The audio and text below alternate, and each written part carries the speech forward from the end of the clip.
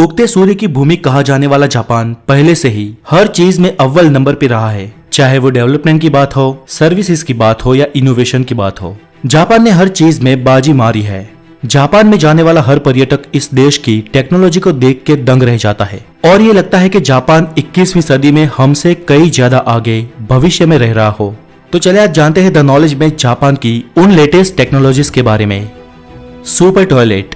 आज के समय में जापान के टॉयलेट स्मार्ट और टेक्नोलॉजिकली बहुत ही एडवांस है। वहाँ आपको सामान्य से सामान्य टॉयलेट में टैंक के ऊपर सिंक और हीटेड सीट देखने को मिल जाएगी और सुपर हाईटेक टॉयलेट तो इससे भी कई ज्यादा आगे होते हैं। इसमें कई तरह के बटन्स, म्यूजिक सिस्टम और ऑटोमेटिक परफ्यूम स्प्रेड होता है। सीट्स को अप डाउन करने के लिए स्विचेस, पकड़ने के लिए हैंडल्स और पूरे टेक्नोलॉजी से लेस होते हैं। और ऐसे टॉयलेट ये लोग लगभग पिछले 30 सालों से यूज कर रहे हैं। Japanese bullet train.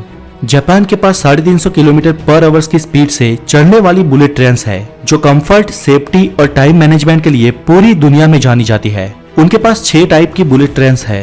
दुनिया में सबसे पहली बुलेट ट्रेन जापान ने ही लॉन्च की थी और वो भी आज से 50 साल पहले। Black fries.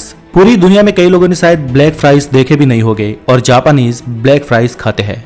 नहीं, ये जले हुए बिल्कुल नहीं है, लेकिन ये ब्लैक स्पाइसी पोटैटो से बने हुए हैं। जापानियों का कहना है कि ये खाने के लिए बहुत ही डिलीशियस और हेल्दी होते हैं।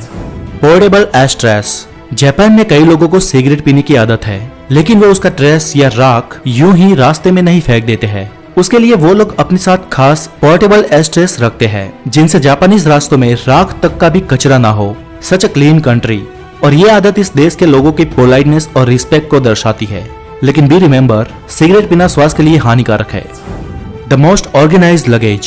पूरी दुनिया में अगर हम एयरपोर्ट पे जाते हैं तो हमारा लगेज एक बेल्ट पे ऐसे वैसे बिखरा हुआ पड़ा हुआ मिलता है, लेकिन जापानीज एयरपोर्ट्स पे लगेज बैग्स सलीके से, ढंग से और रिस्पेक्ट से लाई जाती है, जिसे लेने के लिए एयरपोर्ट स्टाफ आपकी मदद भी करता है। Shining in a dark tattoo. पूरी दुनिया में कई लोग टैटू बनाने के शौकीन होते हैं, लेकिन हमारा टैटू उजाले में ही दिखता है, अंधेरों में वो दिखता नहीं है।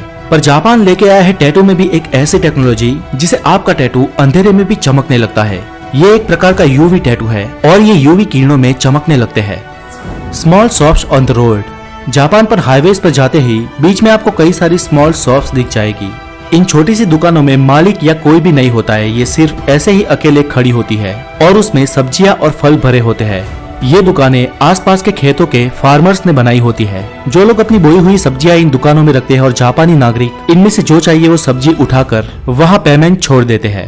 ये स्ट्रेटेजी सिर्फ ऑनेस्टी ही नहीं, लेकिन फूड वेस्टिंग भी ना हो उसका उदाहरण भी देती है। Multi level parking system.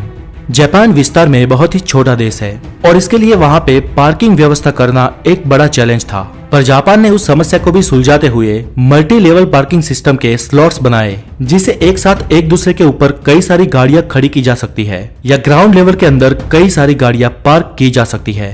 ये इंटेलिजेंट पार्किंग सिस्टम जापान में 1965 से चल रहा है।